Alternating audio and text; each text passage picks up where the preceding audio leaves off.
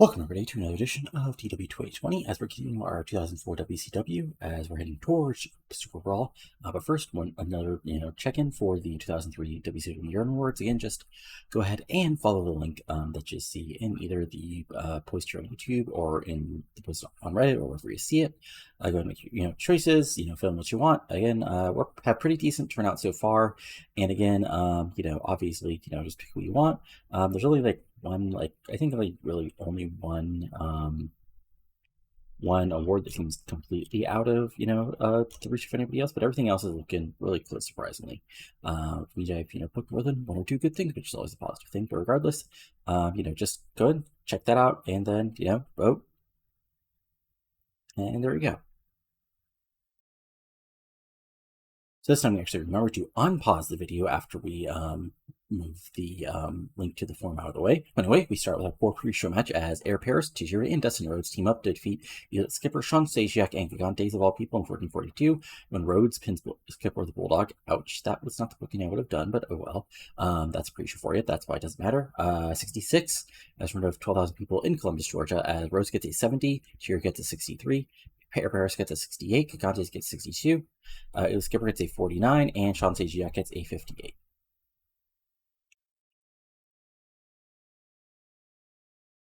And then from there, we actually open the show as we start out with Jeff Jarrett and Shane Douglas, basically coming out to explain themselves as announcers put over that nobody's seen Ric Flair or Canyon since they got beat down by Jarrett and Douglas, and Jarrett and neither Jarrett and Douglas have told anybody why they did what they did.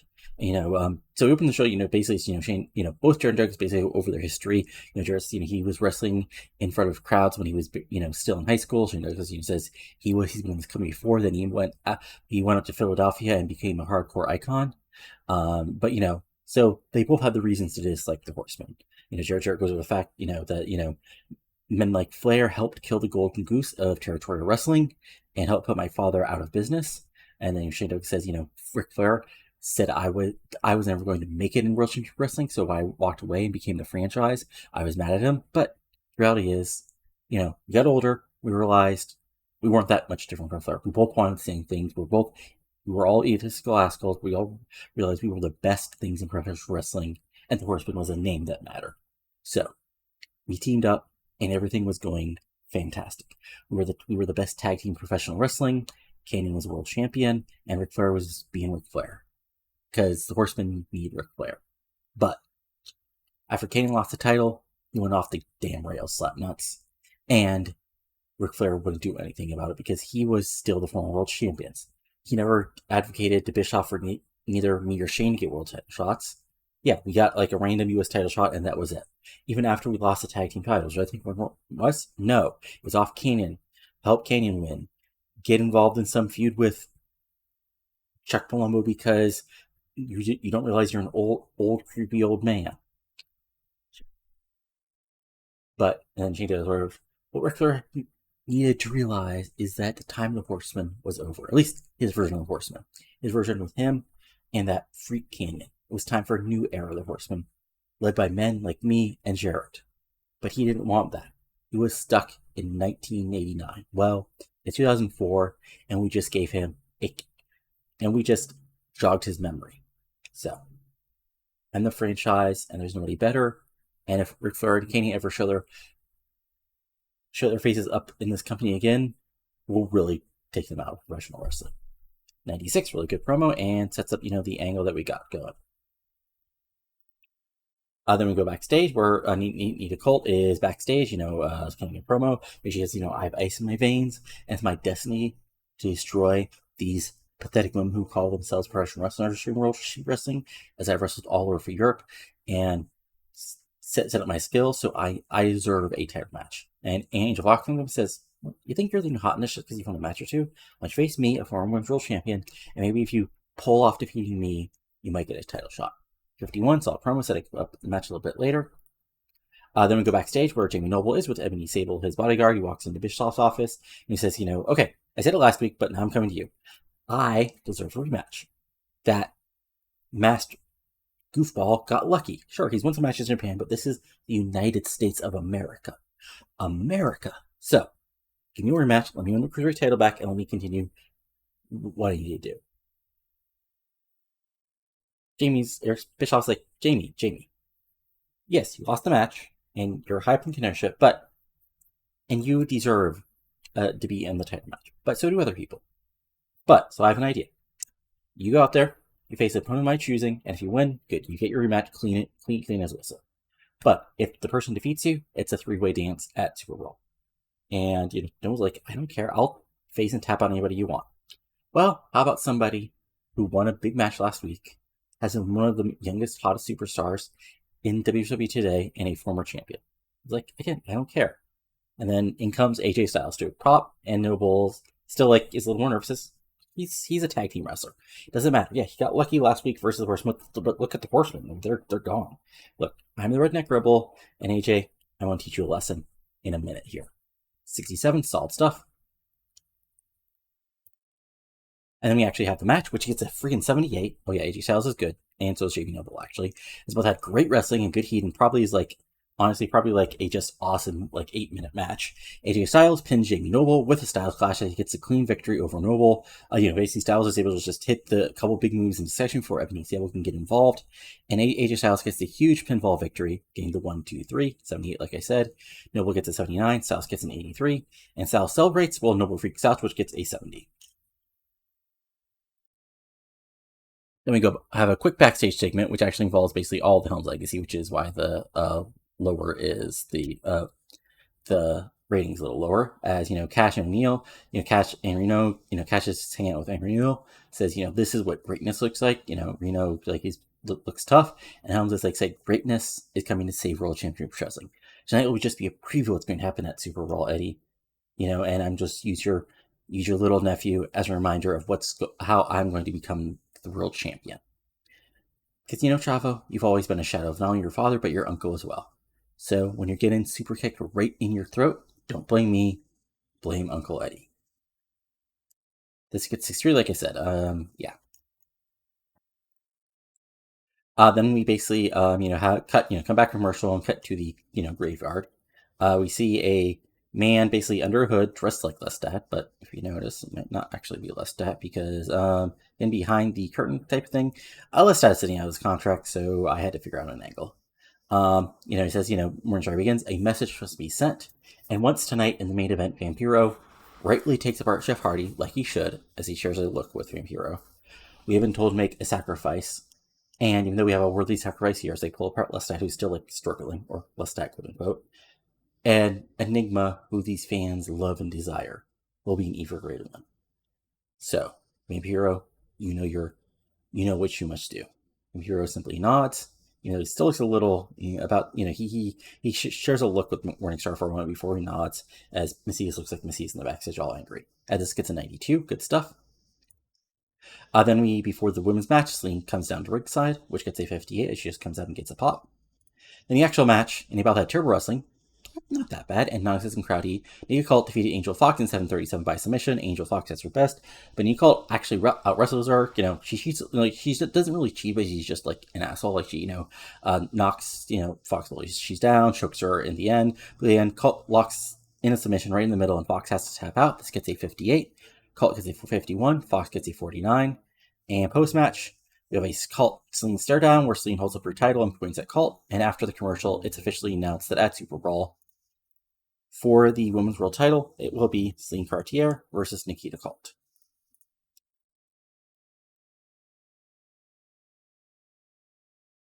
And also, like you saw with the three-way, going to be Jamie Noble, Drewson Liger, and AJ Styles for the cruiserweight. There you go, fun stuff. Then we go forward where it's backstage where basically, Eddie is with Chavo, and he's like, look, Chavo, Shane Helms can do whatever you want. 2 years ago, he was in nothing cruiserweight, and he's gotten a little lucky and is using his talent correctly. But, essay, brother, nephew, Chavito, you show Shane Helms what you've got. Because you're still a member of the Guerrero family. The Guerrero family tradition is doing whatever you can to win. Okay, Chavo nods, and then we move forward. This gets a 72. And then, in our first hour main event, Shane Helms defeats Chavo Guerrero in 10-13 by pinfall with a super kick. This gets to 77. Again, back and forth, really solid match. Chavo does, fight back, and he even gets a little bit of a, babyface fire near the end. But, Chavo Chavo actually hits the three amigos, goes up top for a frog splash of his own. Shane Helms is able to get his knees up, roll over, stand up, kick, wham, super kick right in the mush, or right in the teeth, and get the clean pinfall victory right in the middle. Shane gets an 82, Chavo gets a 74. And post-match, it looks like he's going to pull up and hit Woozy Chavo with the vertebraker, but out comes Eddie Guerrero to make the save as this gets 74. It's just a post-match brawl, and he continues for the Eddie Shane World Title match at Super Raw. And then we have another Keenan Sharp video.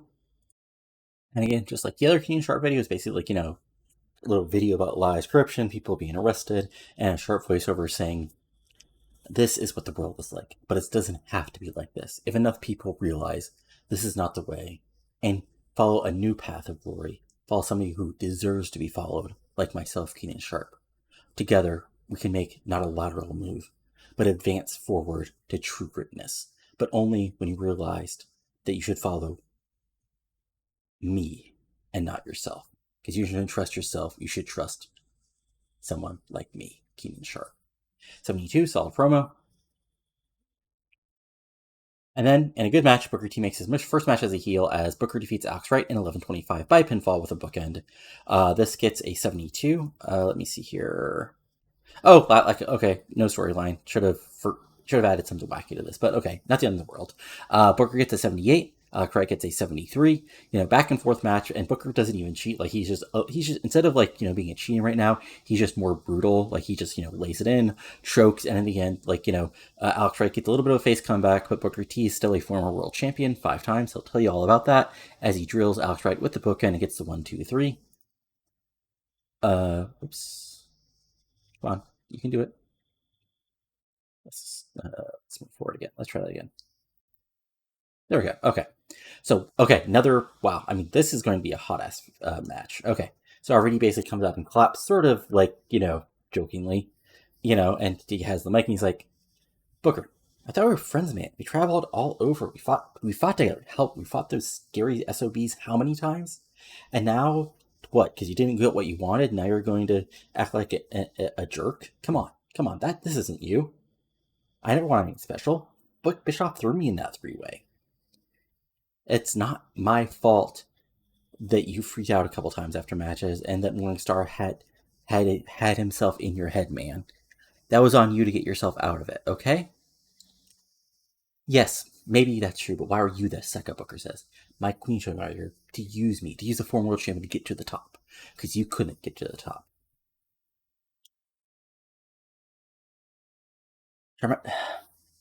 Bro, you're being blinded by a woman there.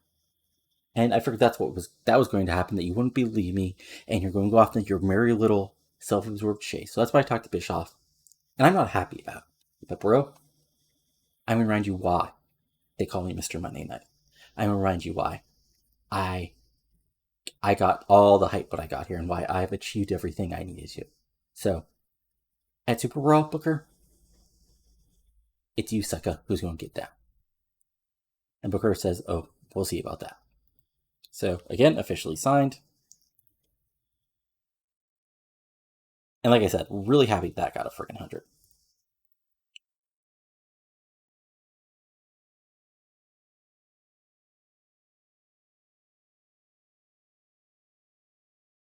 And then we go backstage where Jarrett and Douglas are actually outside, basically laughing about what they've done. And out of nowhere, Flair and Kane are here, they're basically dressed in I guess dressed down, I don't know, not quite jeans and t-shirt, because I don't know if Flair would ever do that, but really dressed down. Tanyan is in all black, and they just brawl in the parking lot for a couple minutes, going after each other until the officials come in and break everything apart. As Flair is just crazy in the back, and Canyon's like, "No embarrassing, Canyon! I'm gonna kick you! I'm gonna destroy you!"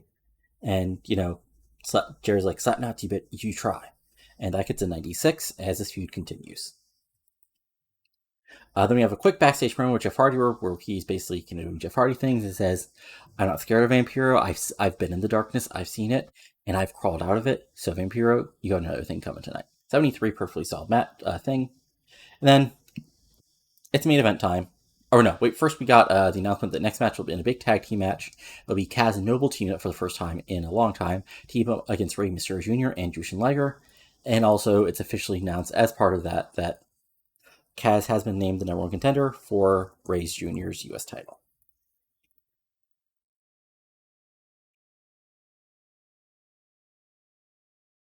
And that's Get 61 because it's a short 1 minute segment. And then it's main event time. As in a wild match, like just a match that goes all over. Like this is just a total car crash match. Chairs, kendo sticks, brawl to the outside. Ref lets it go. Macias comes out. That leads Sean Harry to come on and brawl with him. They get involved. Morrisark tries to take out Hardy, but Chuck Plumber runs in and saves it. It's a back and forth, wild and wacky stuff. But in the end, everything falls apart. Jeff Hardy's able to go up top after Sean Harry just lyrics the hell out of Vamp after Macias went to toss Jeff Hardy outside. Jeff Hardy's able to come back in, hit the twist of fate, or the will and wisp, whatever he calls it, go up top with a huge swanton bomb, and get the pinfall victory over a former world champion in 1433. This gets an 84. Hardy gets a 74. Vamp gets an 81. Got the crowd buzzing. Let's see, was there anything else that was down for it? Okay, I mean, a little more for both of these guys, but not the end of the world. And, afterwards, the match, the brawl continues because, of course, immediately one of the Deadpool comers come in and go after Hardy after he gets the pinfall victory. Vampiro, comes out. And then, Macias eventually rolls out, brings out, quote unquote, Lestat and throws him in a casket that has been brought out to ringside. He goes to close it, but, O'Hara makes a save. And then, eventually, Vamp sort of doesn't exactly make the save, but he is able to get not hit Paloma with a chair, and then they light the casket on fire. And as that's happening, Jeff Hardy dives off the top of sort of the Nitro stage. You've seen it, onto Vampiro as the fight continues, and we go to show as the answer's height that this is continuing war. As this gets an 86, not quite as good as I wanted, but I sort of figured. And yes, this is the way we're writing off Lestat, basically, just because he is sitting on his contract, so there's no good way to do it. But anyway, we finish the show. This gets an 89, so a really good show. Again, have a couple really good promos, and there we go. You can have the Hardy Fan Hero was good, but it wasn't a top tier match. But still, that didn't really matter because we still got an 89. Now let's see what random match on Raw got in 99, because that's what Raw does at this point. As this loads, it's fun stuff.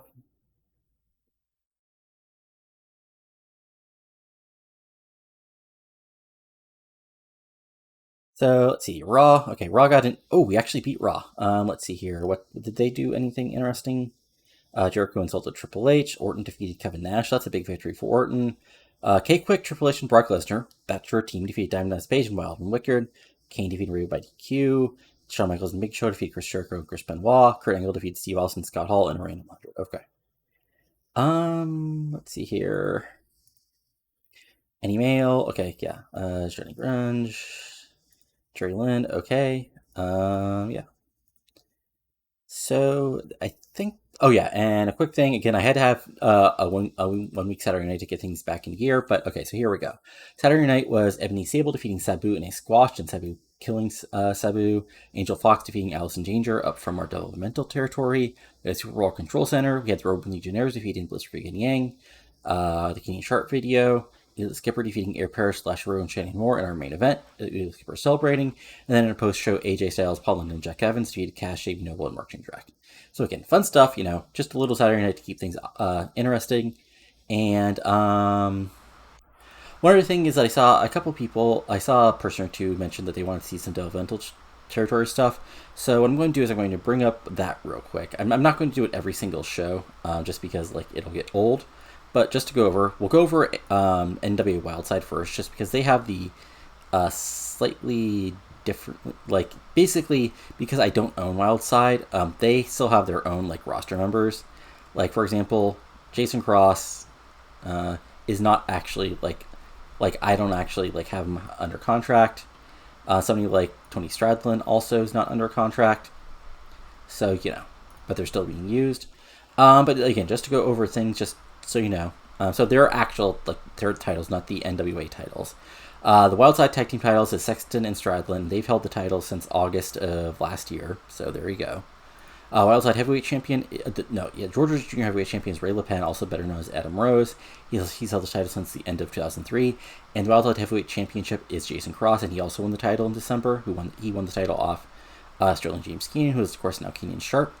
And just to go over like their last big show that they had, so that was Desperate Measures. And whoops, let's see here. So, well, this is a bad example because they actually had a show outside of their territory. So let's see here. Let's go back to 2003. So yeah, Christmas Chaos, their last big show in front of 11,000 people. Because yeah, okay, that makes sense. Anyway, just go over like what they're basically doing. So Trevor Rhodes and Stone Mountain defeated the Cole Brothers by countout. Adam Ortiz defeated Tony Jones, so that's two of my people. M.I. Smooth defeated JC Dias. Ice Train is still on the roster. Spider defeated Onyx. So Spider's just a random guy who's somehow now the NWA champion, which is why it was the opener. Ernie Todd defeated Shannon Bull to retain the NWA National Heavyweight title. Ernie Todd's like Ernie Todd's just a random worker from Canada who's now the National Heavyweight Champion. Jimmy Ray defeated Marcus Miltech in a cage match. Remember, Jimmy Ray is Jimmy Ray. Marcus Miltech is one of the new the regions that showed up. Let's see here. We had a Ricky Steamboat interview. We had Wrathchild and Simply Fabulous which is Cassidy Riley and I forget. Well, anyway, a team of Ken Anderson, Tank Toll, and Wrathchild defeated Cassidy O'Reilly, David Young, and Rick Michaels.